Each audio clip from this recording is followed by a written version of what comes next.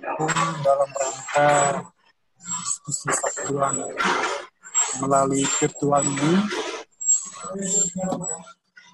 Hari ini telah hadir di tengah kita narasumber kita yang bernama Abang Daji Hanafi. Beliau akan membawa sebuah tema tentang lingkunganisme. Masih relevan kan? Kira-kira itu. Lingkunganisme ini masih relevan kan? Untuk memperbincangkan alam, lingkungan, dan ekosistem. Bersama Bang Daji Hanafi, sang pawang hujan dalam diskusi Sabtuan kali ini. Teman-teman sekalian, ini kita berharap Bang Daji Hanafi ini bisa membuat kita soal lingkungan. Nah, jadi untuk memulai pemantik diskusi hari ini, Bang, berangkat dari sebuah pertanyaan maksudnya. Kerap kali orang-orang seringkali menguji alam dan lingkungan secara terpisah. Ada sebagian mencerca mereka yang mengambil sedikit hasil alam, tapi lupa pada siapa yang sesungguhnya yang mengeksploitasi alam. Ada aktivis lingkungan yang peduli sama pohon, gajah, harimau, dan binatang lainnya, tapi tidak peduli dengan manusia. Ini seringkali kita melihat kejadian abai terhadap persoalan manusia. Ada konflik sumber daya alam. Dia cuma peduli sama bagian alam saja. Padahal di situ ada manusia yang jadi korban. Tapi karena mabuk aktivis lingkungan, bagian manusia di sini tidak penting. Ada juga sebagian besar dari mereka cuma menyoroti moral-moral personal kita, soal buang sampah sembarangan misalnya, dan lain-lain. Namun orang itu tidak pernah sama sekali menyoroti soal akses modal dan kekuasaan, meskipun orang itu telah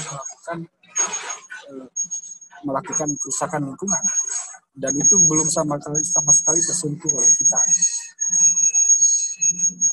Maka menjadi pemantik diskusi sore ini, sebaiknya gimana nih Bang Yus?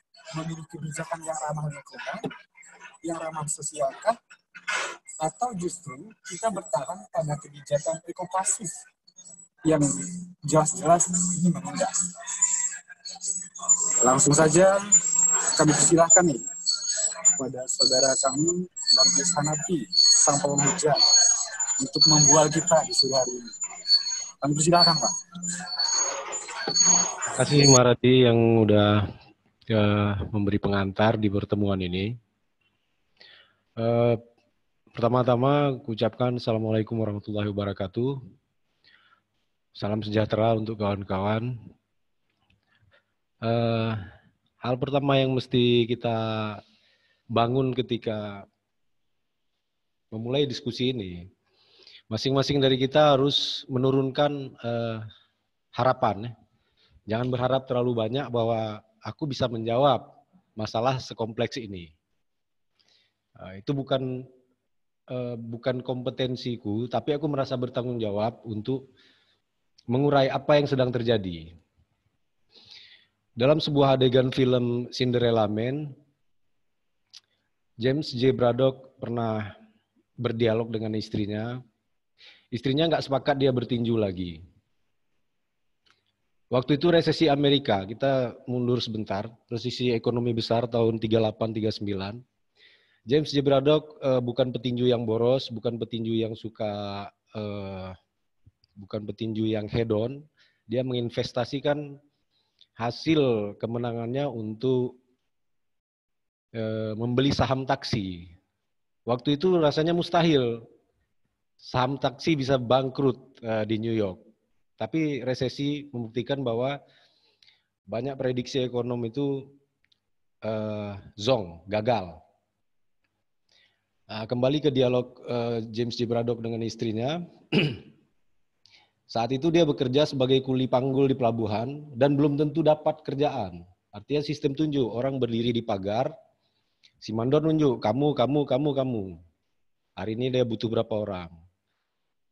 Nah, dalam kondisi seperti itu ada tawaran bertanding dari Joe Gold, manajernya. Dan istrinya nggak mau, karena dia pernah cedera parah tangannya itu. Jangan bertarung lagi, kata istrinya. Tapi James J. Braddock bilang, tolonglah izinkan aku bertarung lagi. Setidaknya di atas ring aku tahu siapa yang memukulku. Nah, hari ini aku cuma berupaya menjelaskan ke kawan-kawan siapa yang sebetulnya memukul kita, siapa yang sebetulnya menghancurkan lingkungan kita. Nah, itu sama-sama yang mau kita urai kan. Baik. Aku juga mau mengajukan beberapa baris disclaimer. Yang pertama, dari semua yang akan kusampaikan hari ini, jangan ambil yang salah. Kalau ternyata tak ada yang benar, ambil yang lucu-lucunya aja. Itu pun kalau ada. Oke. Setiap berbicara soal lingkungan, kita dihadapkan pada dua hal yang sudah diurai oleh Maharadi. Ada satu kelompok yang berpandangan segmentatif, artinya di satu segmen dia membela kepentingan lingkungan toh untuk pelestarian saja, tapi terkesan, ingat terkesan, itu mengabaikan konteks yang lebih besar seperti korporasi di sektor yang lebih merusak. Ada juga yang menyoroti moralitas kecil semacam sampah, tetapi lupa bahwa bukit-bukit di sekitarnya itu setiap hari dikeruk untuk pembangunan. Otomatis kan kita bingung, apakah sumber daya alam ini tidak boleh dikelola? Apakah boleh dikelola, tapi ada batasnya? Aku cenderung kepada menjawab iya terhadap pertanyaan kedua. Bahwa di bumi ini memang diciptakan untuk kesejahteraan manusia. Lantas kenapa semua seperti ini? Seperti manusia yang dianugerahi akal. Dan menurut para sufi, akal adalah makhluk pertama yang diciptakan Allah. Manusia yang dianugerahi akal begitu brutal memanfaatkan sumber daya alam. Jadi itu jadi semacam misteri. Mulanya itu misteri. Tapi setelah aku ingat-ingat ke belakang, ke pelajaran ekonomi SMA, aku punya satu sosok guru ekonomi yang sangat fenomenal. Nama bapak itu Sofyan Hasibuan, Dr. Andes Sofyan Hasibuan. Dia mendorong muridnya untuk rajin membaca. Apapun boleh kalian baca, termasuk Niaru. Niaru itu buku yang isinya cerita porno. Jadi bagi dia, untuk memulai sesuatu, mulailah dari apa yang kalian suka. Di dalam Niaru ada istilah-istilah yang mungkin sudah jarang digunakan atau istilah-istilah baru. Jadi kami didorong untuk mengurai definisi dari tiap kata-kata yang baru kami kenal. Dengan begitu kami akan membaca lebih banyak buku sebagai referensi. Jadi itu menarik bagi aku. Tapi kemudian ada satu ucapan dia yang berasal dari teori lain, bukan dosa dia ini ya, bukan dosa Pak Hasibuan yang keren ini. Beliau bilang, kebutuhan manusia tidak terbatas. Itulah entry point-nya. Aku menemukan dari keping-keping ingatan di masa lalu bahwa ada seorang guru ekonomi yang bilang kebutuhan manusia tak terbatas, dan itu berasal dari teori ekonomi. Otomatis bukan cuma dia yang bilang, dan dia tidak terbeban dosa atas itu.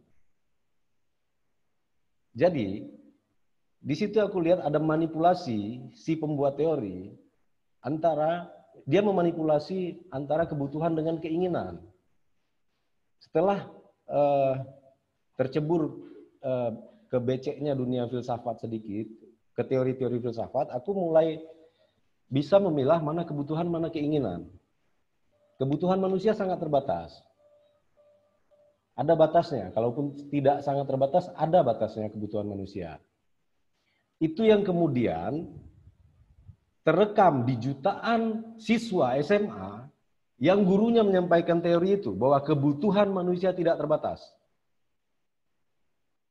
Padahal mereka semua dengan jumlah yang sama sedang sesat memahami bahwa beda antara kebutuhan dengan keinginan. Dan teori yang kurang ajar itu diungkapkan oleh jutaan guru yang ada di Indonesia. Mungkin sampai besok. Kita harus cari lagi itu yang menyebutkan itu. Nah, persoalan utamanya, secara personal kita dibebani oleh pemahaman, diracuni oleh pemahaman bahwa kebutuhan manusia tidak terbatas. Dan itu menjelma menjadi kolektivitas dengan kesadaran itu. Artinya kita bersaing. Kita nggak sadar lagi secara berjamaah kita menjalani hidup mengejar keinginan, bukan kebutuhan. Contoh sederhana. Aku menjalani hidup dengan metode telekomunikasi sejak surat sampai gadget.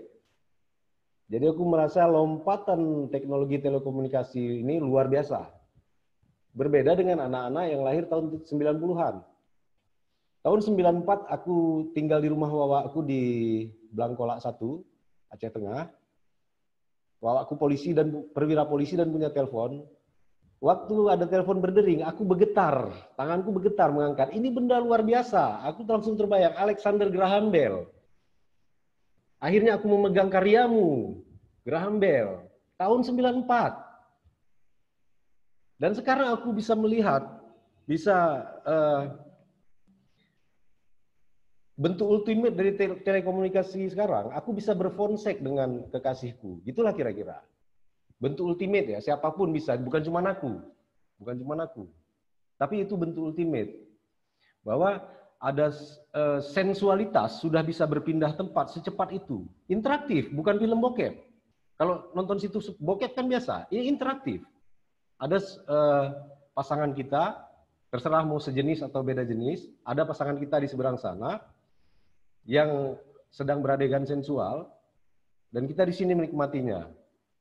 Dan kita bergantian melakukan itu. Betapa besarnya lompatan itu. Itu mungkin yang bisa, cuman aku yang bisa memahami apa itu lompatan kuantum. Karena aku mengalaminya dari surat, telegram, telepon rumah, HP, gadget, Android. Jadi mau gimana lagi kalau kita memenuhi keinginan manusia? Berarti kita mau dari HP itu keluar sosok tadi. Ya kan? Pertama mungkin hologram, tapi mungkin nanti bisa teleportasi keluar orangnya. Itu nggak perlu. Maka batasilah keinginan. Supaya kita nggak eksploitatif. Ya, tambang emas berkait langsung lah dengan teknologi telekomunikasi karena komponen elektronik yang paling bagus dalam menghantar arus listrik itu logam bernama emas. Makanya itu akan tetap dibutuhkan selama kita tamak mengkonsumsi teknologi telekomunikasi. Pak moderator tolong bilang kalau pengantar aku terlalu panjang. Jadi aku bisa kasih kode aja. Oh, siap. Lanjut, masih ada waktu 5 menit lagi nih. Oke. Kemudian, masing-masing kita juga sadar bahwa ada banyak gerakan kawan-kawan dari mulai komunitas sampai LSM atau NGO yang bergerak di bidang lingkungan hidup. Dari triliunan dana yang sudah diakses, kenapa masalahnya nggak ada yang beres gitu? Ada yang beres tapi nggak signifikan. Bahwa sekarang orang sudah bisa buat asbak dari sampah, keren. Bisa buat listrik dari sampah, tapi itu keren.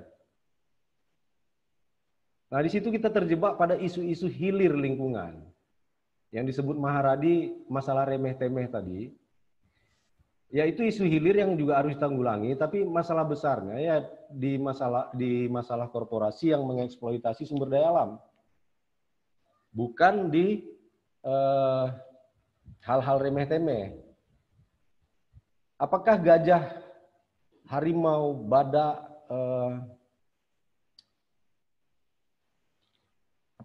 reje bujang, burung rangkong itu harus dilestarikan? Iya, mereka adalah sumber kekayaan genetika di Indonesia. Hewan-hewan tadi punya manfaat medis, punya manfaat untuk riset bagi kemajuan ilmu pengetahuan kita. Tumbuhan-tumbuhan kita juga punya banyak kandungan plasma nutfah yang bisa dikelola untuk potensi fitofarmaka atau biofarmaka untuk dunia medis. Tanah kita kalau permukaannya saja dikelola tanpa perlu mengorek ke dalam, itu cukup. Jadi itu juga harus dijaga. Sumber daya alam hayati. Sumber daya alam hayati itu harus dijaga. Tapi persoalannya selama ini kan segmentatif, yang fokus ke sampah melulu memikirkan sampah, yang fokus ke kelestarian hewan atau kelestarian kawasan itu cuma fokus di satu segmen aja. Semestinya ini ada upaya membangun sinergi antar sektor atau segmentasi kerja-kerja lingkungan. Tetapi aku punya fakta yang berasal dari naluri usil. Suatu ketika aku dapat buku manual burung, dicetak di kertas seukuran ini, tebal, sekitar 500 halaman. Di situ, di bagian awalnya ada tulisan dicetak miring. Buku ini bisa di-download juga di situs berikut. Situsnya terbaca conservation.bp.com. _link buku tersebut .pdf. Nalar aku langsung bekerja ya. Aku nggak terlalu paham IT, tapi sedikit paham. Kalau conservation.bp.com berarti si conservation numpang di situs BP. Sangdius.blogspot.com artinya Sangdius numpang di blogspot. Itu nalarku. Maka ku teslah conservation.bp.com yang terbuka, halaman sebuah halaman yang isinya itu, sebentar aku intip filenya ya. Ada fauna flora internasional, BirdLife internasional, Conservation internasional, dan World Conservation Society. Itu lembaga-lembaga yang bergerak di bidang lingkungan. Itu bukan akhir ceritanya, kawan-kawan. Nah, aku mau tahu mereka numpang di situs apa? Conservation ini. Artinya program dari 4 lembaga yang kusebutkan tadi, itu menumpang di sebuah situs nih. Kuhapuslah conservation dan titiknya. Tinggal bp.com. Kawan-kawan tahu apa yang muncul? Coba tebak. Ada yang bisa nebak? Coba angkat, tunjukkan tangannya kalau ada yang bisa nebak. Situs apa yang keluar? British Petroleum. Artinya 4 lembaga yang bekerja untuk lingkungan tadi, itu bekerja untuk lembaga yang mengeksploitasi alam. Apakah ini tidak rancu? Sebagai orang jahat, aku langsung berpikir secara bandit. Oh, berarti yang membiayai mereka adalah para perusak lingkungan. Itu nalarku. Dan ternyata situs itu sudah dihapus, tapi bisa kuakses lewat web archive namanya, web-archive.org. Jadi linknya itu kuketikkan lagi dan ketemu. Aku punya screenshotnya. Jadi itulah untungnya jejak digital ya. Semoga dosa-dosa digital aku nggak terekam ya kan. Jadi kawan-kawan semua, di masa Rehab Rekon muncul sebuah tulisan dari Jos Yunus Adicondro yang dimuat 3 edisi berturut-turut di tabloid modus. Judulnya Sindikasi Aceh Pasca Tsunami. Di situ Josinus menggambarkan konstruksi lembaga-lembaga donor ini yang mengakses yang ternyata memang benar sumbernya aneh-aneh itu. Ada perusahaan eksploitator lingkungan, ada bandit-bandit lah, macam-macam lah ini ya sumber dananya. Itulah mungkin sedikit clue, sedikit jejak petunjuk yang bisa kita runut. Kenapa persoalan lingkungan nggak selesai-selesai? Karena sebetulnya kita bekerja untuk para bandit, walaupun dalam hati kita ikhlas ini. Ikhlas sekali memperjuangkan penolakan tambang di Gayo, di Betung, dan di seluruh penjuru Indonesia. Dan mereka pasti bisa pasang dua kaki. Mereka bisa pasang untuk yang pro dan yang kontra. Karena mereka cukup punya sumber daya supaya kita bisa membongkar kuburan nenek moyang kita karena di situ ada emas. Kupikir untuk pengantar itu dulu. Aku lebih suka interaktif karena ini kan diskusi nih kan, bukan seminar. Tolong jangan kasih tanggung jawab yang sangat besar untuk aku. Beban hidup aku udah banyak, ya kan? Oke. Oke, baik Bang Dius. Itu tadi pengantar dari Bang Dius. Teman-teman bisa langsung bertanya ke Bang Dius. Tapi ada beberapa hal yang kemudian menjadi catatan saya di pengantar apa yang disampaikan oleh Bang Dius. Ternyata yang namanya gerakan lingkungan itu ada dananya jumlahnya cukup luar biasa ya, sampai triliunan. Namun lagi-lagi dana itu tidak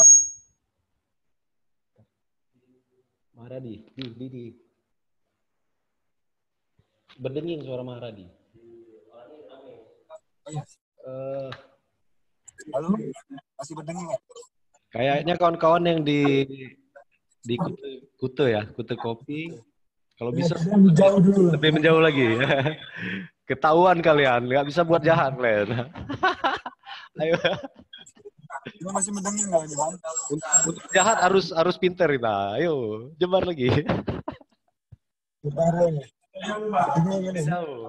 Ayolah. Karena aku pikir ada tukang bangunan tadi. Oke, bisa berdenging nggak ini, Bang? Ya? Itu udah lumayan lah. Lumayan lah. Oke, saya lanjutkan. Ya. Jadi ada dua hal yang saya tangkap. Apa yang disampaikan. Pertama, gerakan lingkungan penyelamatan lingkungan itu biayanya luar biasa, mencapai triliunan rupiah. Triliunan tidak menyelesaikan masalah. Yang kedua, donatur itu ternyata malah yang perusak lingkungan. Ini sangat teman-teman bisa bertanya langsung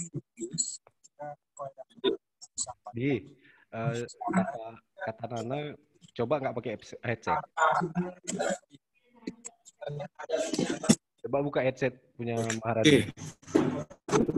Oke ya. Oke. Nah, lebih clear. Lebih clear ya. Oke, saya ulangi lagi lah.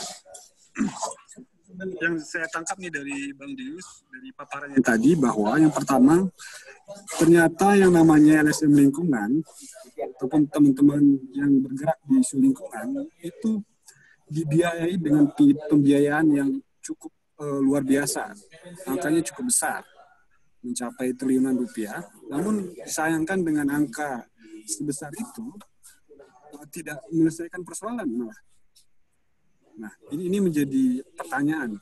Yang kedua, ternyata pembiayaan itu hadirnya dari korporat, dari perusahaan yang merusak lingkungan malah. Nah, ini menjadi poin penting. Jadi kita yang kadang-kadang sok ngaku aktivis lingkungan ya kan, sok menghakimi orang lain. perilaku buang sampah sembarangan dan sebagainya. Nah, kadang-kadang kita terjebak di situ. Ya harapannya dengan mengutuk orang kemudian itu lingkungan bisa berubah, keseimbangan bisa terjadi. Padahal ada bentuk-bentuk eksploitatif tadi, bahwa manusia ini secara teori ekonomi dari sisi keinginannya itu tidak punya batasan. Bahwa ada juga teori lain bahwa tidak hanya keinginan, tapi kebutuhan juga tidak punya batasan. Ini kemudian menarik apa yang disampaikan oleh saudara Bang Dius tadi, pawang hujan. Oke, langsung saja nih teman-teman, mau menyampaikan pendapatnya silahkan. Silahkan, dari siapa dulu? Ya, silahkan teman-teman, dari siapa dulu nih? Menanggapi nih dari paparan saudara Bang Dius.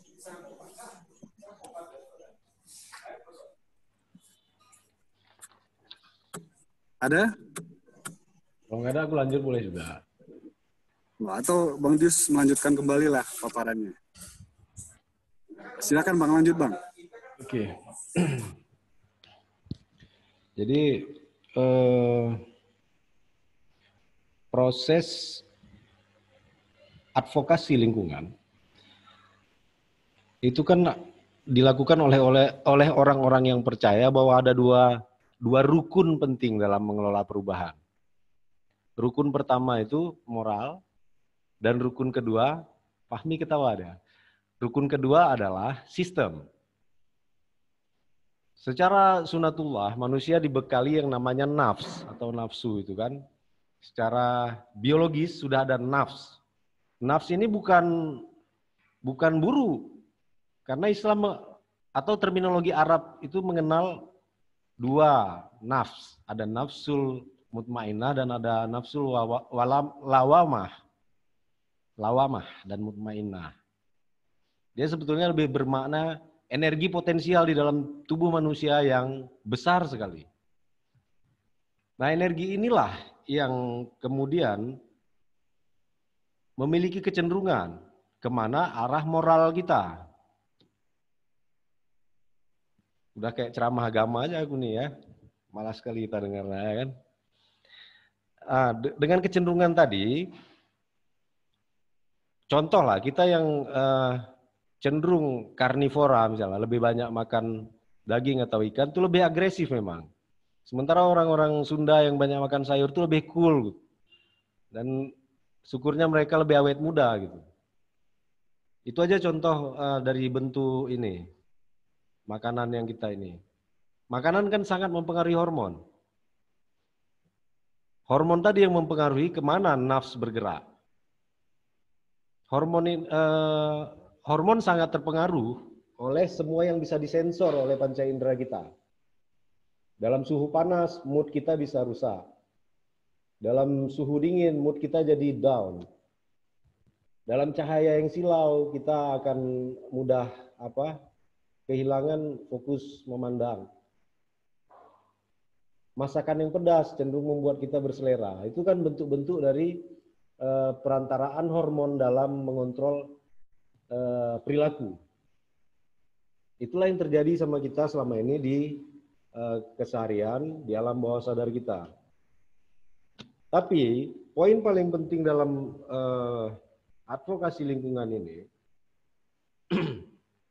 sebetulnya kita nggak perlu modal terlalu besar karena ada 4 komponen intelektual. Yang pertama ulama, yang kedua intelektual kampus, akademisi, yang ketiga birokrasi, yang keempat politisi. Artinya politisi bertugas mengelola, merumuskan regulasi atau peraturan yang pro lingkungan. Birokrasi juga menjalankan ini, menjadikan proses advokasi mudah, tidak berbelit-belit, dan membangun struktur untuk mengadvokasi permasalahan lingkungan. Kampus itu mendorong lahirnya teori-teori perubahan atau memilih teori perubahan yang paling cocok yang sudah ada, atau merumuskan teori-teori perubahan menjadi metode yang akan diterapkan dalam proses advokasi. Nah, ulama ini peran sentralnya itu sangat besar ketika orang sebandel apapun, orang Aceh dan orang Indonesia pada umumnya, kalau udah kita bawa backing Tuhan, agak goyang dia. Ini orang awamnya ya, bukan orang atas, bukan para penguasa korporasi. Orang awam akan sangat sensitif ketika disentuh dengan semangat ketuhanan. Ini yang kulihat tidak muncul. Dan aku selalu bilang ke siapapun, aku kecewa sama ulama dengan dua hal, korupsi sama lingkungan. Karena jarang sekali yang bersuara, tapi ada. Contoh-contoh mengenai dalil soal lingkungan ini, itu sangat clear. Ajaran Islam untuk tidak serakah, ajaran Islam untuk tidak mengakumulasi kekayaan dengan zakat, infak, sedekah, hibah, itu bentuk supaya orang berbagi dan tidak mengakumulasi hartanya. Jadi kita punya cukup modal yang entah kenapa tidak bergerak ketika isu lingkungan ini kita bawa.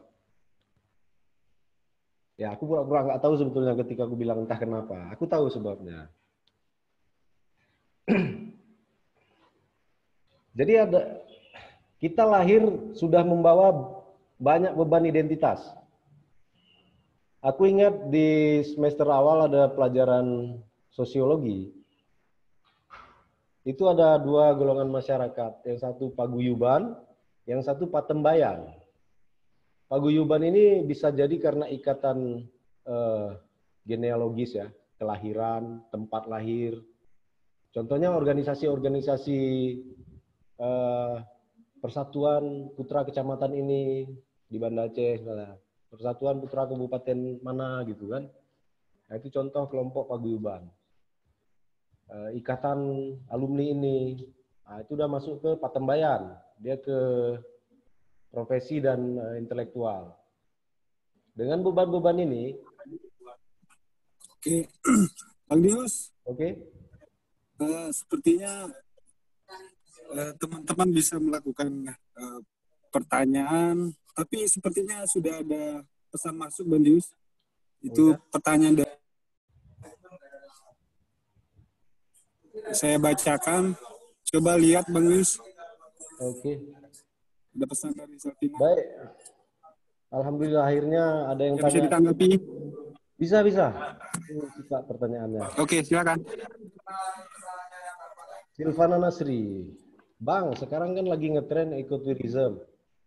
Kalau dari segi sosial, ekonomi, dan lingkungan, ekotourism ini banyak menguntungkan atau merugikan? Ini pertanyaan yang sangat melelahkan ya. Karena ketika sebuah kawasan wisata, sebuah situs wisata dibuka, dia harus menampung orang-orang yang entah kenapa, orang-orang yang mengaji, orang yang belajar agama, tapi buang sampah sembarangan. Kalau secara ekonomi ada untungnya, secara sosial ada untung dan ada ruginya. Tapi untuk lingkungan itu sendiri, kalau di Indonesia, Aceh aja lah kita bilang, kalau di Aceh, kasihan. Aku pernah berdosa membuka suatu wilayah di kawasan Lamara Tunong, Aceh Besar.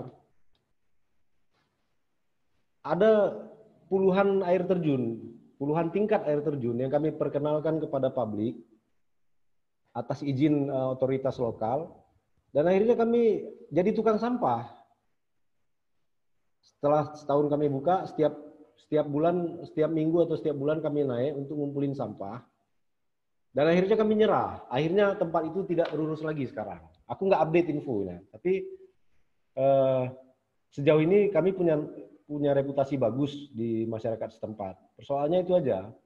Ketika fiil para wisatawan ini sangat memalukan bagi guru, orang tua dan agamanya dengan membuang sampah sembarangan. Kupikir itu. Jadi perlu persiapan yang matang untuk membuka sebuah situs wisata supaya manfaat ekonomi, sosial, dan lingkungannya itu positif. Kasihan masyarakat dan kasihan tempat yang bagus itu, karena kebanyakan situs wisata itu terkait langsung dengan aliran air. Air terjun, danau, laut, itu semua jadi sumber pencarian orang. Sejauh ini iman aku terhadap lingkungan itu kuwujudkan dengan tidak membuang sampah di kawasan wisata ya. Kemudian tidak kencing di aliran air. Kalau kalian bisa sampai di level itu aja udah luar biasa. Menurut aku itu keren. Kalau bisa 2 itu aja, nggak usah banyak-banyak lah. Aku perokok, tapi kalau di alam aku sangat tertib sampah. Itu ada pesan. Coba lihat Bang, ada pertanyaan dari Bang Rio. Ya, Rio ini Pak Guru penulis yang merangkap jadi guru ya. Penulis yang menyamar jadi guru. Nah, ini Rio Jejak Siro ya kan. Jadi kalau itu pertanyaannya, Indonesia punya banyak peraturan tentang itu. Punya banyak janji-janji hukuman terhadap para pelanggar, para pengingkar, para pengkhianat lingkungan. Tapi kebanyakan tidak dijalankan. Aturannya ada, bisa ditempuh upaya hukumnya. Tapi lagi-lagi upaya hukum itu mahal. Upaya hukum itu mahal. Kalau misalnya masyarakat kompak untuk class action atau legal standing, itu ada lembaga-lembaga seperti Kontras, LBH, Walhi yang bisa dihubungi untuk bersinergi. Tapi pastikan mereka tidak programatik. Nah, artinya jangan karena program saja. Kan gitu dia. Tapi ini memang karena semangatnya untuk mengadvokasi kerusakan lingkungan akibat pertambangan. Sebentar, aku kembali ke Silvana tadi. Puan Silvana, kalau pertanyaan aku belum memuaskan, tolong di follow up, dikejar aja. Dikejar aja apa yang belum terjawab. Karena aku sangat kecewa dengan pemateri di tiap pertemuan yang nggak menjawab pertanyaan. Jadi tolong jangan buat aku punya dosa seperti itu. Oke. Rinta Yusna juga barusan bertanya. Apa pendapat Bang Yus tentang desa mandiri yang kaya dari hasil tambang seperti galian C tanpa memperhatikan bagaimana restorasi ke depan bagi warganya? Aku harus mengeluarkan jurus SBY nih, prihatin ya. Aku ya selebihnya aku bisa apa gitu kan. Tapi kita sebagai orang yang punya kepekaan, punya sensitivitas terhadap persoalan-persoalan seperti itu, ada baiknya kita mulai mendekati dengan tidak mengajari. Jadi ambil nilai dari masyarakat sendiri yang digunakan untuk menyelesaikan masalah mereka. Paling pantang itu kita menggurui masyarakat. Karena masyarakat kan terdiri dari orang tua yang dianggap bijak, ada tatanan administratif kepemimpinan. Jadi kalau kita ajari mereka marah. Dalam hati, nggak akan terwujud di ucapan. Ini sedikit berbagi dengan peristiwa di Alam Aratunong. Awalnya kami ke sana itu cuma memang camping-camping saja. Tapi kemudian setelah berinteraksi dengan orang-orang tua, ternyata ada satu seni tradisi yang bermuatan konservasi. Dan itu terkait dengan pelestarian air. Jadi seni pertunjukan itu sudah tidak dimainkan selama 36 tahun menurut kabar. Jadi kami berinisiatif untuk merekonstruksi kesenian tadi, dan itu aku senangnya karena sempat tampil di PKA. Nama seni pertunjukannya Ale Bakjo. Jadi kami kumpulkan kembali orang-orang tua. Waktu itu tersisa 5 orang, yang bisa bekerja sama 4 orang, karena yang 1 orang nggak bisa jalan lagi. Jadi mereka menuturkan bagaimana cara mainkannya, nada apa aja, ketukannya bagaimana, secara teknis mereka ajari, dan kami mainkan itu. Anak-anak sanggar, kebetulan pas pula ada sanggar di kampung itu, sanggar seni. Jadi dari sumber daya yang ada di masyarakat, wujudnya sanggar, wujudnya kearifan lokal, dari situlah kami masuk untuk mengajak masyarakat menjaga kelestarian airnya. Itu mungkin satu hal di bidang lingkungan yang membuat aku merasa aku pernah melakukan sesuatu. Selebihnya aku bukan praktisi. Pak Guru, kayak mana pertanyaannya, apa sudah terjawab?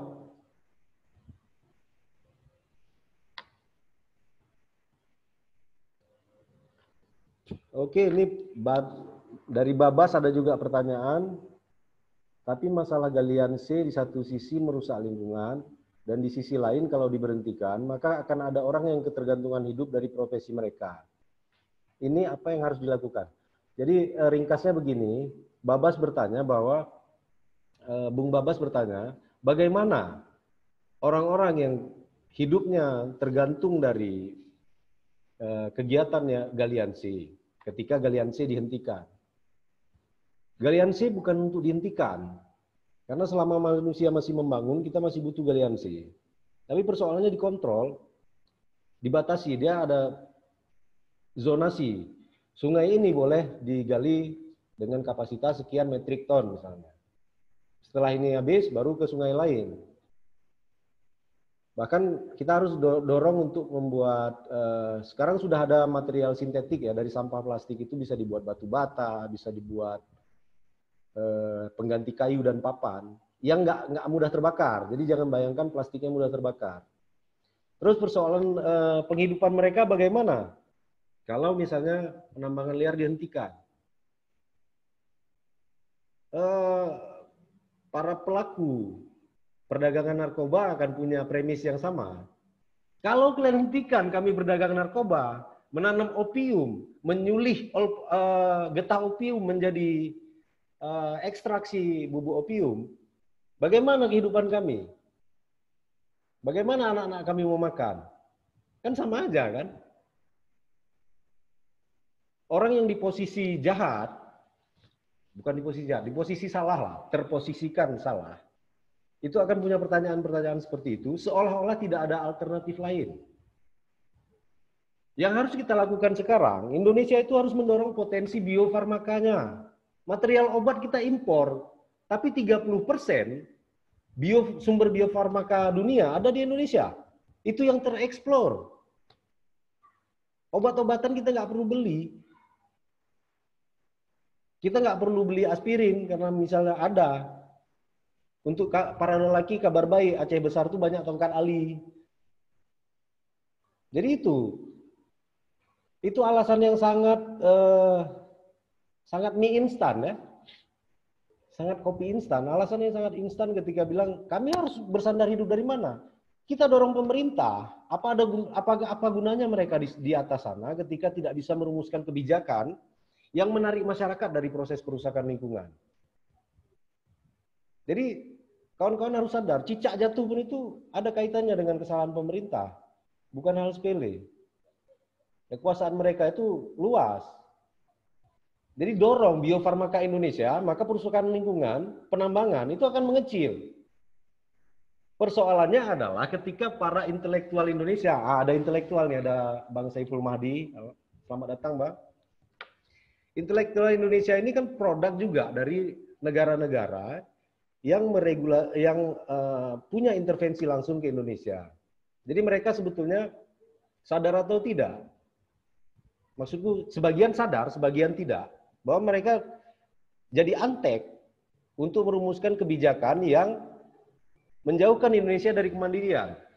Kalau Indonesia diembargo, tidak ada yang harus kita takutkan, karena kita punya semua. Tidak ada yang harus kita takutkan. Kalau Amerika nggak memberi akses satelit misalnya, kita bisa pakai Rusia. Kenapa harus takut? Tidak ada yang bisa diembargo Indonesia ini.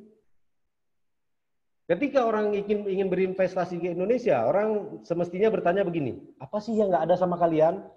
Mereka akan malu ketika bertanya, apa yang ada sama kalian? Kami punya semua. Sebentar aku cek pertanyaan lagi.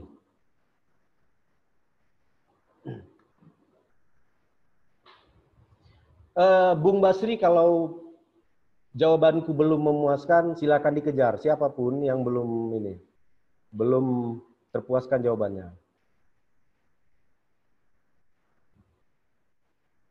Bang Dius, Oke? supaya tidak lari nih, saya ingin menekankan kembali bahwa di sini ada istilah ekofasisme. Ekofasisme, oke. Jadi ini bisa diurai Bang, bahwa sikap, ini saya mau dengan menggelitik dengan pertanyaan begini kira-kira, sikap ekofasisme ini bagaimana nantinya mempengaruhi kebijakan lingkungan di tataran pemerintahan. Nah, apakah dengan sikap ekofasisme ini kemudian pemerintah mengeluarkan kebijakannya misalnya dalam menangani kasus lingkungan itu hanya sekedar di hilir, tidak di hulu misalnya. Sifatnya hanya himbauan. Kemudian tidak pernah menyentuh kepada kepemilikan modal yang terang-terangan bahwa sudah melakukan kejahatan lingkungan. Oke. Apakah ini semua didasari dengan sikap ekofasisme itu? Sebelum Bang, dijelaskan dulu Bang sikap ekofasisme ini Bang. Karena akan menarik. Tadi saya melihat ada sikap itu di audien peserta diskusi ini. Saya kembalikan Bang. Oke. Terima kasih moderator. Ekofasisme berkaitan dengan dua terminologi.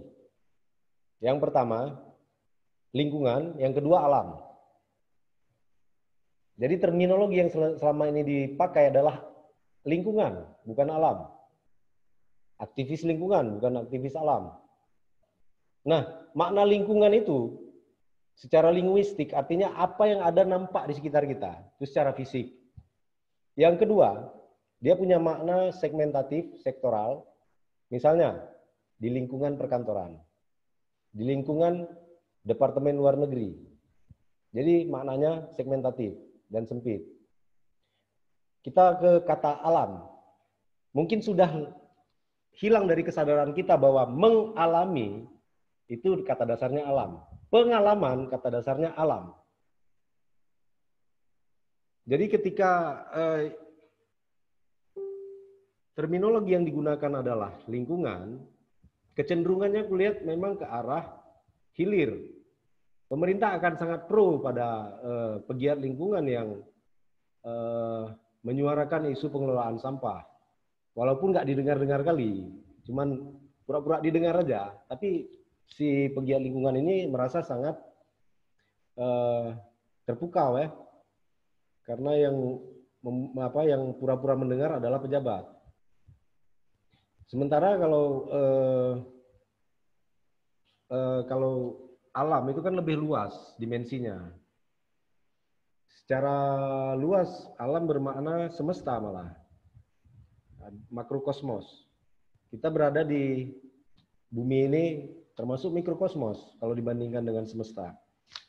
Nah, anehnya aturan tentang lingkungan di Indonesia itu sudah berubah 3 kali. Tapi soal pengelolaan sumber daya alam itu belum berubah, masih yang tahun 95. Itu menunjukkan bahwa pemerintah punya kepentingan besar untuk mendikte program-program yang berasal dari bawah, yang bermaksud untuk menyelesaikan atau mengadvokasi persoalan alam secara lebih fundamental. Karena itu tadi struktur kejahatannya itu dari mulai negara, kemudian intelektual kita yang terdidik dengan ungkapan Pak Sofyan tadi, Pak Sofyan Hasibuan tadi, kebutuhan manusia tidak terbatas. Belum lagi hutang budi mereka ketika menerima beasiswa dari negara asing, dari perusahaan asing. Aku selalu dihantui kecurigaan, berapa orang rektor Indonesia yang bukan alumni Amerika? Mungkin Bang Saiful Mahdi bisa jawab ini ya kan. Jadi seperti itu kita didikte. Seperti itu kita diarahkan untuk menjadi ekofasis. Ketika memandang persoalan hilir lebih penting, dan ketika memisahkan antara manusia dengan hewan. Kita nggak bisa mengabaikan hewan. Ketika memberi jarak antara manusia dengan hewan. Khusus untuk konflik satwa dengan manusia ini, jurnalis punya dosa besar. Karena mereka bilang gajah menyerang pemukiman penduduk, harimau menerkam warga. Padahal harimau itu mengadvokasi dirinya ketika warga mau berburu. Tidak ada harimau yang bisa komplain ketika saudara mereka dikuliti. Tidak ada gajah yang bisa komplain. Seharusnya jurnalislah membela mereka. Jurnalis harus pakai terminologi yang berbeda. Gajah menertibkan pemukimannya. Bukan gajah menyerang pemukiman penduduk. Gajah menertibkan pemukimannya karena manusia buat pemukiman di lintasan dia.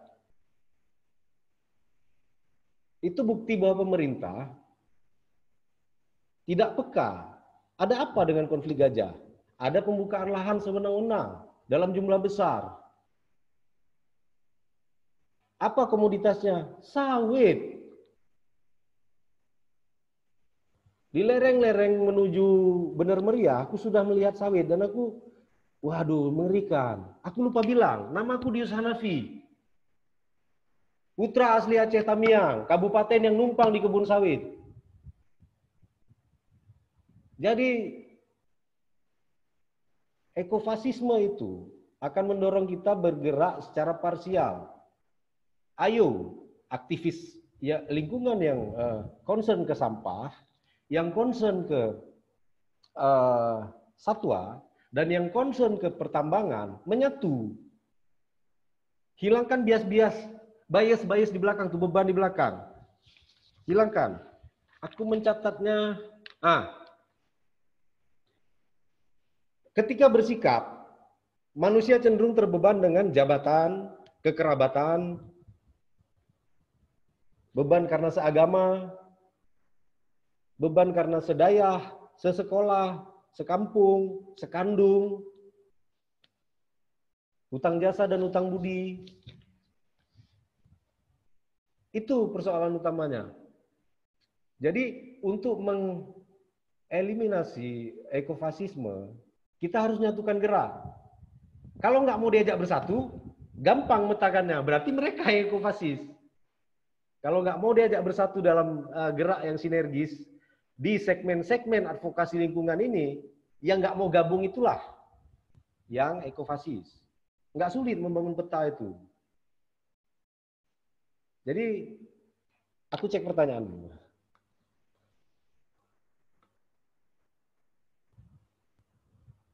Udah, pertanyaan dari Azharul Husna, Eli Misra Devita.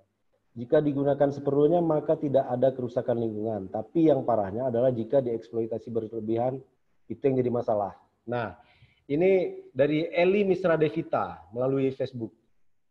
Menurut Puan Eli, jika digunakan seperlunya, maka tidak akan ada kerusakan lingkungan. Tapi yang parahnya adalah jika dieksploitasi berlebihan, itu yang jadi masalah. Beliau mengingatkan kita, ya, karena makna konservasi yang paling gampang diurai dalam satu kalimat adalah pemanfaatan sumber daya alam secara lestari. Lestari artinya sustain, kan? Artinya ada ukuran-ukuran. Berapa kebutuhan kita, berapa kebutuhan orang.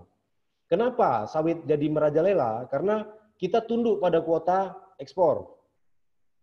Itu persoalan. Dan akhirnya beras kita tersingkir. Sawah-sawah di kampungku berubah jadi kebun sawit. Akhirnya kita nggak mandiri pangan.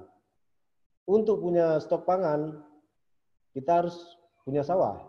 Dan kita yang ada di ruang ini, aku yakin menyaksikan tumbangnya satu persatu kilang padi di kampung kita masing-masing. Bang Saiful Mahdi, apa benar kita akan baik-baik saja kalau diembargo? Contoh kasus Aceh saat bicara kemungkinan lockdown kemarin, sempat ada yang khawatir nggak ada lagi pasokan telur dari Medan. Oke. Bang Saiful, aku yang berada di luar struktur birokrasi pendidikan, di luar struktur birokrasi kekuasaan, bahkan di luar struktur birokrasi LSM, Aku yakin betul kita sanggup bertahan. Aku punya barometer yang jelas. Kita masih punya lahan, dengan sebuah himbauan, dengan sebuah surat, dengan sebuah goresan pena, gubernur bisa menginstruksikan untuk fokus ke pangan. Kita ambil yang jalur cepat aja. Padi, dalam masa 3-6 bulan ke depan, itu sudah panen. Itu yang paling dasar, karena itu bahan pokok kita. Dengan sebuah goresan pena dari tangan gubernur, kita akan sampai ke situ. Kita akan bisa membangun kemandirian pangan. Kalau kita fokus. Cuman berani nggak gubernur melakukan itu? Lauk pauk bisa disuplai dari Takengon. Ikan dari pesisir timur dan barat. Apalagi yang kita perlu?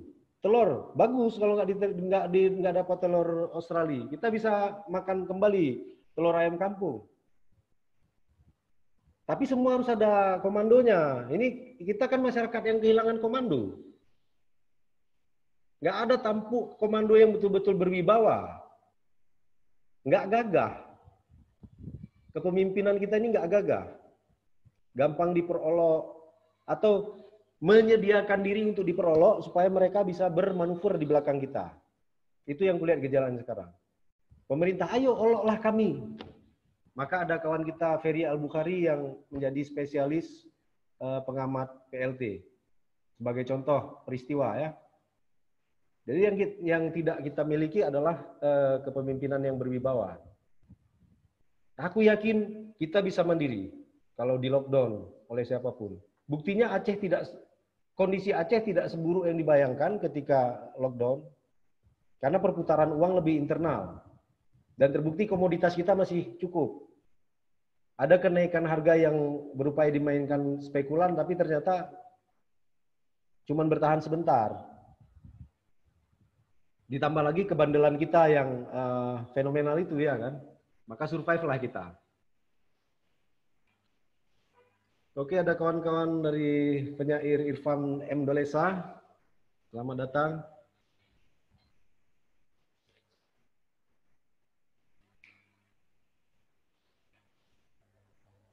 Ada pertanyaan lagi kira-kira kawan-kawan? Ayolah. Ada persoalan lain? Ya, teman-teman silahkan bertanya ke Bang Dius. Lalu melanjutkan Bang? Atau ada yang mau bertanya? Atau melalui pesan? Ngalir aja ya. Kalau misalnya ada yang tanya, aku berhenti dan menjawab. Tapi yang selama ini soal leadership, soal manajemen dan leadership, kita punya persoalan khusus. Secara global ada persoalan. Manusia cenderung patronistik. Jadi ketika ada orang yang menyampaikan kebenaran, nabi-nabi, mereka cenderung menyembah nabi itu. Ketika ada orang-orang yang menolong dia cenderung memberhalakan orang itu. Padahal sebenarnya yang dibawa oleh pembawa kebenaran adalah kebenarannya, bukan sosoknya. Resikonya adalah ketika kebenaran ini dilekatkan ke satu sosok, sosok itu pasti mati karena dia manusia, ya kita kehilangan arah. Jadi sikap patronistik kita itu turut membentuk kegagalan-kegagalan rencana kita. Aku mau berjuang melawan tambang, tapi yang punya tambang sesama alumni HMI, misal ya kan, atau PII lah, ya kan, biar jangan nggak enak sama anak HMI, atau apapun. Struktur ekonomi kapitalis yang kita maki hari ini itu mungkin karena mereka menang. Kalau yang berkuasa di dunia dan di Indonesia adalah struktur ekonomi komunis, hari ini mungkin yang kita maki komunisme. Karena kekuasaan apapun ideologinya cenderung korup. Kita bisa belajar banyak dari sejarah zaman dulu, di era Umayyah, Abbasiyah, itu mereka yang masih dekat dengan Nabi aja ada potensi korupnya, nakalnya ada. Selama orang itu masih membawa kelamin di dalam sempaknya, potensi dia untuk nakal itu tinggi. Iya, moderator boleh senyum, tapi aku yakin itu sebuah pengakuan kan. Karena itu dorongan terbesar kita untuk mendominasi, untuk tamak. Apa kaitan perusakan lingkungan dengan cinta? Ya ada perempuan-perempuan yang harga cintanya mahal. Harga cinta perempuan itu tas Hermes, mobil Ferrari, atau Bugatti Veyron. Sehingga laki-laki harus lebih agresif. Dari mulai menjadi kontraktor, sampai menjadi pengusaha besar, sampai harus menjadi toke tambang emas, untuk menebus cinta perempuan itu tadi. Karena cinta itu kan dorongan yang paling kuat ya. Sebetulnya cinta itu cuma bungkus dari birahi aja. Nggak lebih dari itu. Cara manusia meramu birahinya supaya nampak sopan, santun, maka timbullah kata cinta itu. Jadi faktor perusakan lingkungan itu bisa sefundamental itu. Bisa sedalam atau bisa sedekat kelamin. Karena memang kita manusia ini makhluk yang gampang terpesona ya. Karena terpesona kita akan memberhalakan orang. Karena terpesona kita akan mengikuti apapun kata orang. Karena terpesona kita akan menghindari konfrontasi dengan orang. Jadi ini yang membuat kita nggak bisa langsung fight ketika berhadapan dengan kanda-kanda kita di atas sana. Jadi faktor kanda itu juga jangan lupa ya. Selama ini semacam ditutupi faktor kanda tadi dalam proses advokasi apapun. Oh, bupatinya satu kampus, nggak enak kalau kita ganggu, Bu. Selain di perusahaannya banyak kebun sawit, di situ juga dia punya investasi sawit. Jadi kita bisa menyebutnya kanda faktor, ya kan? Ya, kawan-kawan, bersiaplah menerima kenyataan ketika yang bersalah adalah bapak kita sendiri. Yang bersalah adalah diri kita sendiri. Termasuk aku hari ini. Ketika aku ngomongin ini, kalian harus tahu ini sebagiannya curcol gitu. Kalian harus berprasangka aku juga bandit. Kalian harus berprasangka aku adalah intelnya British Petroleum. Jadi jangan menyangka aku orang baik, enggak, salah. Bisa saja aku intel dari perusahaan-perusahaan lingkungan untuk mempengaruhi kawan-kawan. Tapi oke lah ya. Ayolah bertanya gitu. Aku nggak mau terlalu ini juga. Nah, celakanya lagi dalam gerakan-gerakan advokasi apapun, mahasiswa ini selalu dijadikan tameng ya. Disorong ke depan. Kemudian untuk tugas-tugas yang sifatnya konfrontatif, demonstrasi, aksi-aksi chaos, berhadapan dengan aparat atau birokrat, itu mahasiswa di depan. Itu gerakannya masih gagal. Seharusnya masyarakat di tempat perusakan itu terjadi, itulah yang harus ada di depan. Jadi tidak ada lagi bahasa, kalian disusupi, kalian demo dibayar. Tidak ada lagi itu. Jadi kasihan mahasiswa, nanti cuma dijadikan fase untuk menjadi penindas berikutnya gitu. Jadi ini jenjang penindasannya dari mahasiswa jadi aktivis, dari aktivis nanti kalau udah lulus kuliah nggak ada kerjaan, kerja di LSM-nya Kanda atau jadi penasehatnya Kanda. Kemudian setelah itu masuk ke perusahaan Kanda dan jadi penindas baru. Jadi ini semacam kelindan penindasan yang diwariskan lewat struktur-struktur pendidikan, agama, politik, dan birokrasi. Oke, ada pertanyaan masuk. Bagaimana kawan-kawan sastrawan membicarakan lingkungan dalam karya sastra? Ini menarik. Aku suka karena ternyata sastra dan gerakan itu cuma milik orang menengah. Orang bawah nggak peduli. Puitisme cuman untuk orang-orang yang sempat memikirkan bahwa bulan itu indah kalau melintas di cabang-cabang kayu, ya kan? Dan kebanyakan sastrawan sibuk dengan bagaimana melubrikasi para perempuan dengan kata-kata gitu. Bukan bagaimana membuat orang melawan. Wiji Tukul dan Rendra adalah pengecualian. Mana Wiji Tukul baru? Mana Rendra baru? Kalau ada Wiji Tukul baru dan Rendra baru, aku baru percaya bahwa setiap kata punya kekuatan, iya. Tapi selama ini, sejak Wiji Tukul kemari, aku belum menemukan ada karya sastra yang mampu menghantam kepala kita. Melawan, belum ada. Karena sastra tetap menjadi milik golongan menengah. Terserah mau menerima itu sebagai ironi atau tragedi, terserah. Cuma dua pilihan, ironi atau tragedi. Nggak ada pilihan lain. Selama yang demo adalah mahasiswa, bukan rakyat, maka itu cuma mainan golongan menengah.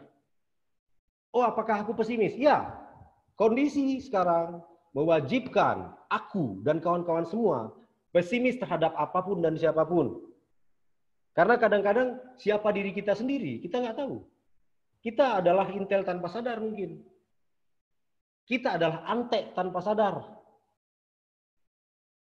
Itu yang paling mengerikan ketika kita tidak tahu lagi siapa diri kita, di mana kita berpijak, apa payung kita, dan ketika kita kehilangan keyakinan untuk bersatu. Inilah masa seperti itu. Semua yang dinubuatkan dalam kitab suci yang disampaikan Nabi tentang kita saling meragu, ya ini masanya. Hal pertama yang harus kita lakukan untuk membangun persatuan, mengadvokasi lingkungan adalah saling meragukan, bukan saling mempercayai. Kita harus merubah paradigma bahwa manusia terlahir baik. Tidak. Kita harus menggunakan paradigma manusia terlahir jahat. Karena itu ada kontrak sosial. Karena itu ada notaris. Karena itu ada negara. Itu yang harus kita lakukan, kawan-kawan. Selama tidak ada upaya yang dimulai dengan keraguan, tidak akan ada perubahan besar. Tidak akan ada. Dan jangan pernah merasa cengeng. Kok sedikit yang berjuang? Dari zaman dulu juga yang berjuang itu sedikit. Enggak banyak. Kalau pejuang itu banyak, sebentar kita merdeka. Kalau kita track lagi, mungkin bapak aku itu anteknya Belanda. Kalau kita tracking lagi, dan aku harus siap menerima kenyataan itu. Kita harus siap menerima bahwa kita adalah punya biji, ada bijeh, ada benih pengkhianat dalam diri kita. Dan kita nggak mau itu sustain dalam gen kita, maka berubahlah dari sekarang. Yang menghambat perjuangan itu pengkhianatan. Orang nggak banyak orang yang mau berjuang. Karena berjuang adalah kemewahan ilahiyah tertinggi bagi orang-orang yang sadar. Nggak semua orang dititipi Tuhan semangat untuk berubah, semangat untuk tahu mana yang benar, mana yang baik. Karena kebanyakan orang diciptakan, manusia itu tercipta untuk gampang terkontaminasi iblis. Dengan bentuk kenikmatan-kenikmatan tadi. Ditambah tipuan guru ekonomi kita yang bilang kebutuhan manusia tidak terbatas. Jadi banyak sekali yang harus kita hadapi. Selain micin dan musik koplo, musuh kita ya sikap korup di dalam diri kita sendiri itu. Kita sudah sering manipulatif dalam pikiran. Ayo, mulai sadari. Apa yang harus disadari pertama? Gampang.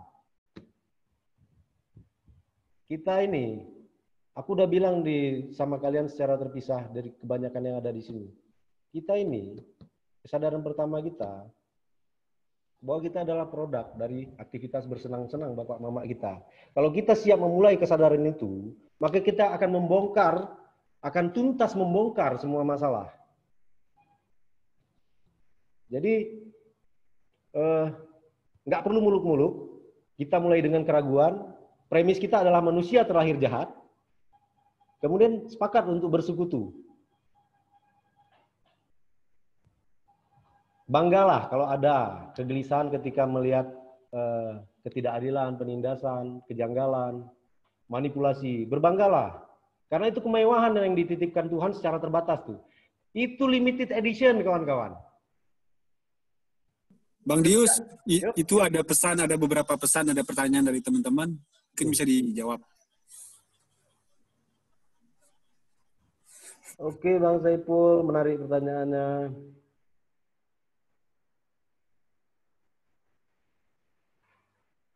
Oke, aku mulai dari pertanyaan Puan Eli Misra Devita. Bang, kita kan punya masalah dengan kepemimpinan di negeri ini. Bagaimana kalau rakyat yang ambil alih kepemimpinan yang mengelola lingkungan dan alam ini? Jadi, kita bisa abaikan ketidakgagahan pemimpin negeri ini. Abang punya gagasan nggak? Persoalan kepemimpinan, mereka sudah punya semua sumber daya untuk memonopoli kemenangan ketika kita menggugat. Semuanya sudah diambil. Sejak Indonesia menerapkan sistem kecamatan, jadi kedaulatan masyarakat adat itu dihancurkan oleh sistem camat. Satu-satunya yang bisa menyelamatkan kita kembali ke struktur mukim kalau di Aceh. Itu format struktur. Artinya ada suatu kedaulatan kolektif yang bisa kita gunakan. Masyarakat cuma diakui secara formal di undang-undang dengan bahasa yang sangat indah. Aku lupa undang-undangnya tapi ada. Bahkan ada konvensi internasional yang diratifikasi, diadopsi oleh pemerintah kita. Ada perjanjian internasional, diserap ke aturan hukum kita. Tapi masyarakat adat selalu berhadapan dengan perusahaan semen, perusahaan penambangan emas, perusahaan sawit. Bahkan yang paling hancur itu kan di kampungku itu yang numpang di kebun sawit itu. Itu hancur betul adatnya. Bang Saiful Mahdi, Dius sepertinya hidup di dunia imajinasi yang begitu ideal. Apa karena terlalu lama menyepi di Burtelong? ini pertanyaan yang argumentum ad hominem nih, Bang. Tapi oke lah, aku jawab. Allahu Akbar. Yang harus kita perjuangkan memang utopia, Bang. Karena yang ada ini sudah tidak layak diperjuangkan, harus dibongkar ini yang ada. Justru kita mengejar utopia. Ketika Pujangga mengisahkan bulan dalam puisi, maka fisikawan mewujudkannya dalam bentuk Apollo. Bulan adalah utopia bagi Pujangga, tapi realita bagi fisika, Bang. Begitu juga kemenangan kaum tertindas, itu saat ini utopia. Suatu saat nanti, dari orang-orang yang mulai bersekutu dengan keraguan, yang menyadari bahwa masing-masing mereka berpotensi jahat, masing-masing mereka gampang dibisiki iblis, aku yakin itu ibaratnya antara bulan di mata Pujangga dengan bulan di mata fisikawan. Begitu, Bang. Bang Akmal Senja, umat Nabi Musa selalu menuntut kepada Musa, berdoalah kepada Tuhanmu ya Musa, bukan dengan kalimat Tuhan kita. Oke. Ada jarak memang antara umat Nabi Musa dengan Nabi Musa sendiri. Cuma ini udah ke tauhid nih, agak ngeri sedikit ya. Enggak lah, enggak ngeri, biasa aja. Tuhan itu sedekat urat leher kita kan, jadi biasa aja. Jadi ketika itu umat Nabi Musa belum sepenuhnya umat Nabi Musa, karena belum ada rasa memiliki Tuhan, ya kan? Rasa memiliki Tuhan kan nggak pakai sertifikat ya. Jadi masih ada keraguan, betul nggak Tuhan Musa ini? Apa bukti Tuhan Musa betul? Jadi bentuk pembuktian bahwa Tuhan Nabi Musa itu betul, yaitu tadi, mintalah ini kepada Tuhanmu, bukan kepada Tuhan kita. Jadi bayangin, orang yang di masa Nabi Musa saja sangat berjarak dengan Nabi Musa. Begitu juga orang di masa Nabi Muhammad, ada juga yang berjarak, bahkan berkonfrontasi. Jadi nggak ada jaminan bahwa kedekatan seseorang dengan masa kenabian atau kedekatan seseorang secara fisik dengan kenabian akan menjadikan dia juga dekat dengan ajaran Nabi itu. Makanya kan kita mengenal paman-paman Nabi yang sangat spektakuler kenakalannya kan. Oke. Kita harus mengejar idealita itu. Kita harus mengejar idealita itu menjadi cita-cita bersama, bukan dibiarin. Oke, oke, Bang Saiful Mahdi lagi. Sepertinya aku berhasil menggoda adrenalin Bang Saiful. Syariat Islam telah jadi utopia sejak 90-an di Aceh. Adakah yang berhasil menjadikannya kenyataan? Sejauh ini yang menjadikannya kenyataan, seingatku, yang menjadikan kenyataan adalah sebuah berita yang diucapkan oleh seorang mantan petinggi militer yang bertugas di Aceh yang namanya Syarwan Hamid.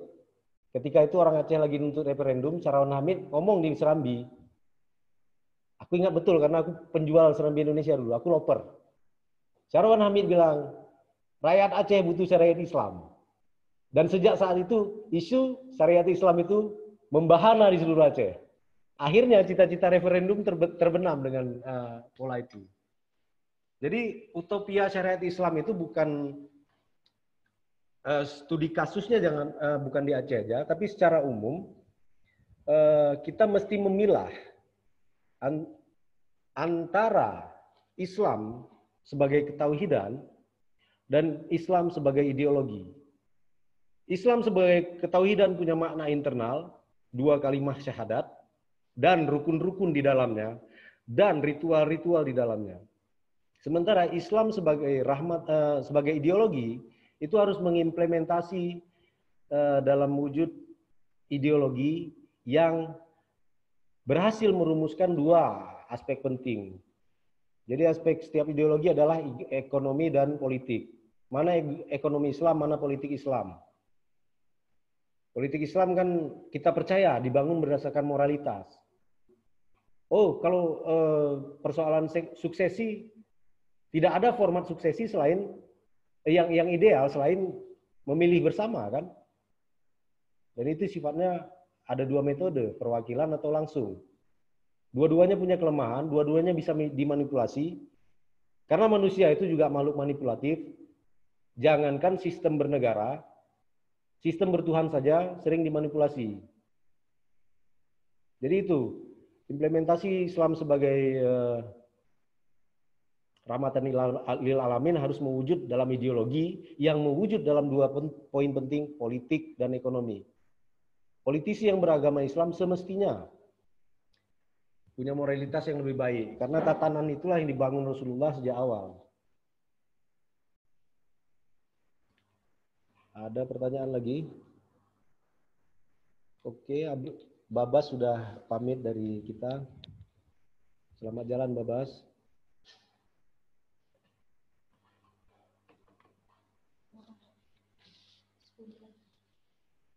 Ini Bang Dius, kita punya waktu sekitar 15 menit lagi, Bang. Oke.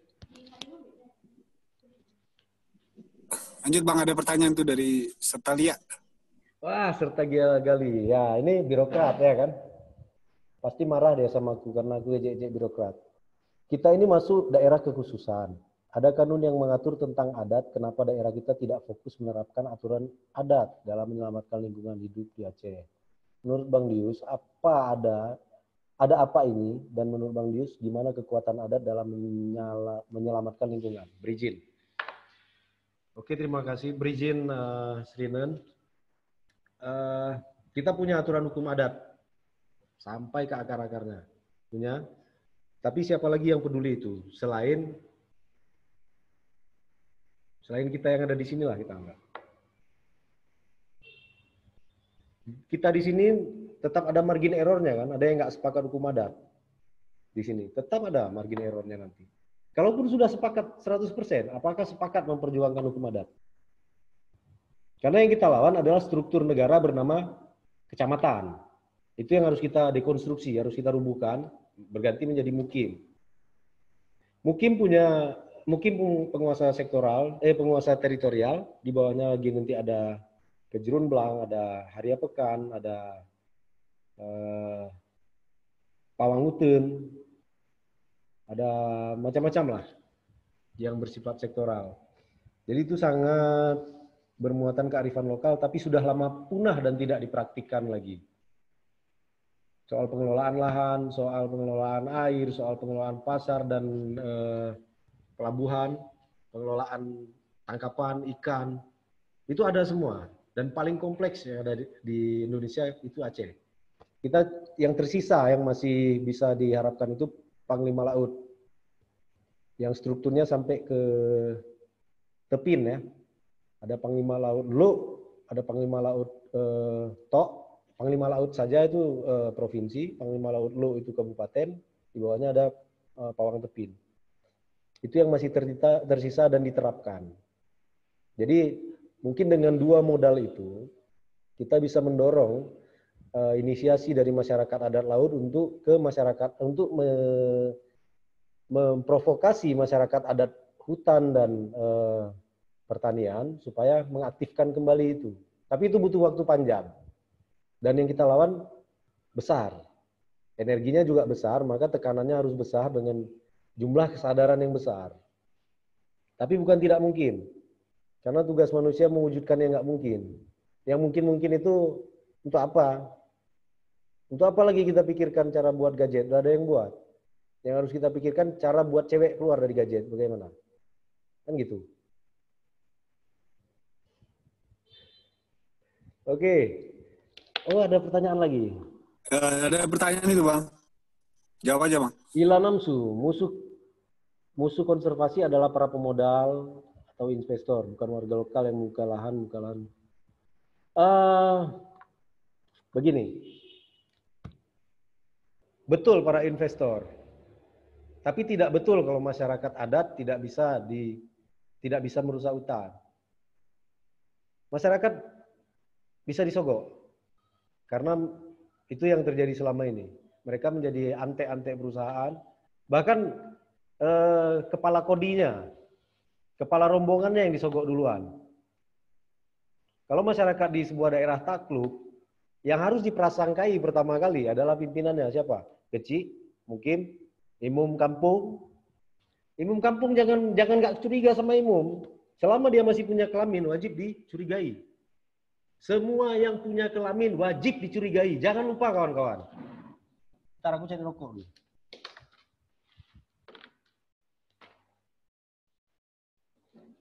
Jadi aku sudah menyampaikan bahwa investor punya cukup uang supaya kita mau membongkar makam nenek moyang kita karena di situ ada emas atau barang apapun yang mereka inginkan. Jadi jangan bilang masyarakat nggak bersalah. Masyarakat juga punya salah ketika melakukan pembiaran. Intelektual punya salah karena tidak mengajak masyarakat untuk membangun gerakan. Kalau kawan-kawan akrab dengan istilah menara gading, itu gambaran yang paling satir, paling menyindir itu kaum intelektual. Termasuk aku. Dengan keilmuan yang aku punya, aku nggak memanfaatkannya untuk rakyat. Sementara rakyat selalu kesepian. Kita inilah para penghibur rakyat. Kita yang harus menyanyikan lagu-lagu perlawanan untuk menghibur rakyat supaya jangan disusupi candu-candu kekuasaan tadi.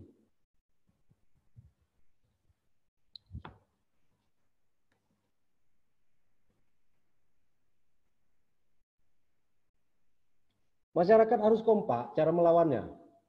Masyarakat harus kompak. Ilmu pertama yang harus kita pelajari adalah bagaimana mendeteksi pengkhianat. Itu yang pertama. Paling utama. Orang sering lupa. Perlawanan diharapkan melahirkan pahlawan. Iya betul, tapi juga ada selalu melahirkan pengkhianat. Dari zaman ke zaman. Jadi cara masyarakat melawan, datang ke kampus, datang ke menasah, datang ke masjid, tuntut tanggung jawab intelektual mereka di bidang masing-masing. Itu caranya. Maharadi yang misalnya menjadi corong perlawanan, datang ke Maharadi, ajak Maharadi, seret Maharadi untuk mendidik masyarakat.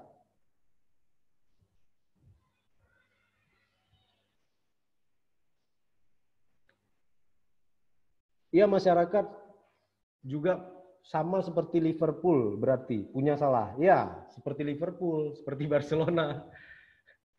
Masyarakat juga punya Messi, masyarakat juga punya Aguero. Punya, kita masyarakat punya striker, punya pemain sayap. Jadi siapa pengumpan, siapa yang cetak gol, itu dirumuskan waktu membangun persekutuan dalam bentuk organisasi. Karena memang berorganisasi itu susah. Semua yang sudah dilembagakan itu gampang dimanipulasi. Termasuk lembaga agama. Semua, tanpa kecuali. Kita kan makhluk yang paling bahaya, kita makhluk yang gampang terpesona, dan makhluk yang manipulatif juga. Oke, ada lagi? Karena sepertinya waktunya sudah ada di ujung, tapi aku masih akan tanggapi.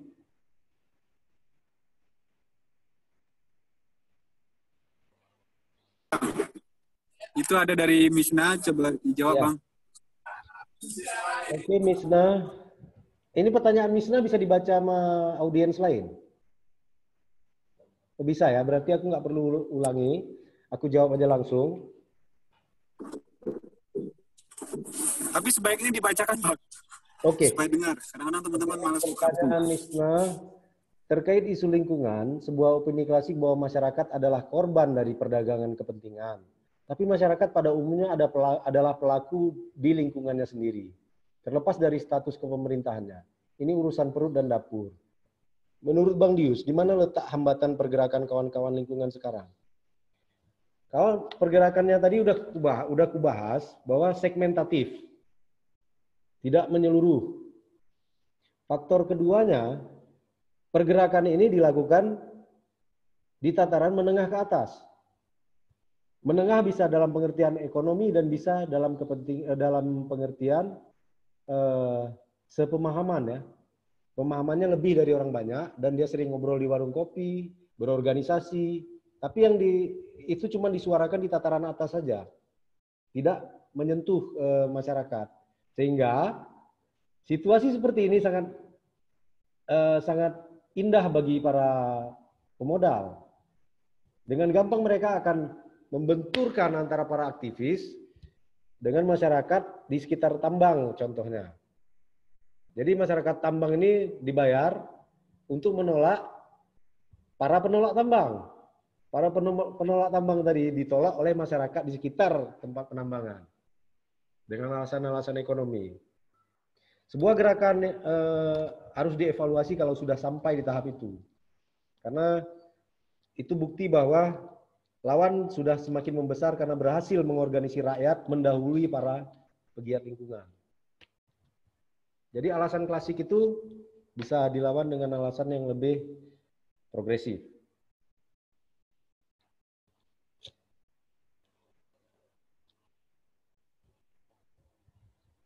Ada lagi? Ya, kita buka satu pertanyaan lagi Bang ya. Oke.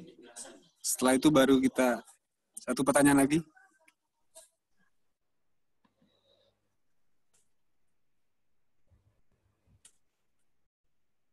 Oke, Ilan Namsu itu bertanya bagaimana mendeteksi pengkhianat. Aku pun nggak tahu.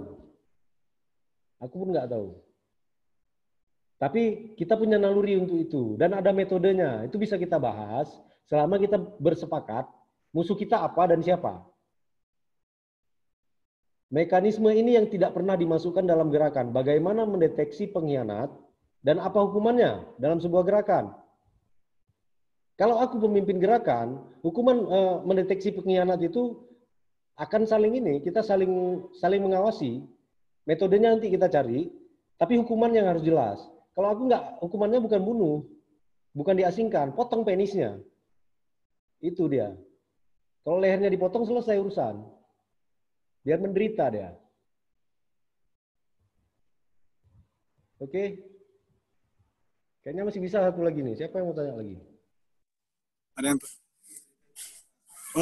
jadi terakhir ini Bang. Mungkin semacam statement Abang lah. Aku kasih waktu sekitar 2 menit. Kira-kira Bang, dari paparan di awal sampai hingga berakhirnya diskusi kita sore ini, kira-kira pesan apa yang sesungguhnya yang mau Abang sampaikan kepada Udin? Pertama ya, ini sebelum pernyataan penutup, Ya, aku selalu berprasangka jika ada program-program dari donor yang bebannya terlalu banyak. Misalnya gini, program pemberdayaan ekonomi, tapi ada beban harus memuat kearifan lokal, harus peka gender, harus syariah, harus ini, harus itu.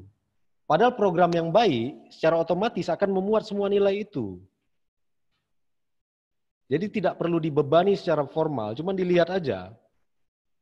Itu bukti bahwa program ini sangat mendikte dan merepotkan. Selama ini kita ketika menjalankan program dibebani dengan laporanisme, ya kan? Lingkunganisme dan laporanisme. Nah, untuk pernyataan penutup, aku kembali ke pernyataan Pak Sofyan Hasibuan. Kita harus sama-sama menyadari bahwa kebutuhan dan keinginan itu sangat jauh berbeda. Kebutuhan ada batas, keinginan tidak ada batas. Untuk menjadi orang yang takluk pada kebutuhan atau keinginan itu terserah. Tapi aku memilih untuk berpijak pada kebutuhan atas apapun yang aku lakukan. Karena kalau enggak akan ada berhentinya. Lagi tren ayam, aku mau beli ayam. Lagi tren batu cincin, aku beli batu cincin. Lagi tren paludarium, aku beli paludarium. Mobil pun kayak gitu, nggak ada ininya, nggak ada ujungnya. Artinya fungsionalitas untuk tahap pertama ya. Tuntas dulu fungsionalitas kita. Yang kedua, Indonesia gagal merumuskan konsep agraris dan maritimnya. Jadi kita harus mundur. Tawaran solusi kita ke pemerintah adalah mundur dulu fasenya. Malah perkebunan yang maju, dan itu sangat komoditas minded ya. Udah ditentukan komoditasnya, kuotanya sekian, sampai kita keteteran di pangan. Padahal lahan kita lebih cukup untuk pangan. Yang ketiga, sumber daya alam ini terbatas. Semua terbatas. Kapasitas ideal bumi ini cuma 5 miliar. Sekarang sudah 7 miliar. Jangan pernah percaya sama orang yang bilang krisis energi adalah persoalan dunia. Jangan pernah, itu hoax terbesar sepanjang peradaban. Krisis kita pangan. Jadi arahkan semua ke sektor pangan supaya masyarakat terjauh dari godaan-godaan industrial. Setelah itu aku flashback sebentar ke zaman Nabi Ibrahim. Ibrahim diturunkan Tuhan untuk menghancurkan berhala. Bukanlah patung itu berhalanya. Berhala di batok kepala kita itu adalah kandaisme, feodalisme, lingkunganisme. Berhala di otak kita itu harus kita petakan. Itu juga harus jadi bagian dari agenda. Berhala tadi yang harus kita bunuh. Harus kita hancurkan, robohkan tuh berhala-berhala itu. Baru kita bisa merumuskan strategi gerakan yang mau dibangun. Itu pun kalau kawan-kawan masih percaya. Kupikir itu aja yang bisa aku sampaikan. Lebih dan kurang akan ditambah. Kalau lebih dikurangi, kalau kurang nanti kapan-kapan ditambah. Assalamualaikum warahmatullahi wabarakatuh. Waalaikumsalam warahmatullahi wabarakatuh. Terima kasih Bang Dius. Teman-teman bisa kita beri aplaus terhadap Bang Dius. Baik, sepertinya memang diskusi ini tidak cukup dengan satu session, Bang. Berharap nanti ada session kedua. Mungkin arahnya bisa mengkerucut ke soal apa, misalnya begitu. Nah, tadi saya melihat melebar, tapi itu bagus untuk sebuah pengantar. Sehingga membuka cakrawala pemikiran teman-teman. Apa yang dimaksud dengan ekofasisme. Dan itu tertangkap tadi oleh peserta diskusi kita sore hari ini. Baik, terima kasih kepada semua rekan-rekan semuanya. Saya Mahradis sebagai moderator. Undur diri, Bang. Ya, sama-sama. Terima kasih, Bang Dius. Ya. yang lain juga. Sekian dan terima kasih. Assalamualaikum warahmatullahi wabarakatuh. Waalaikumsalam warahmatullahi wabarakatuh.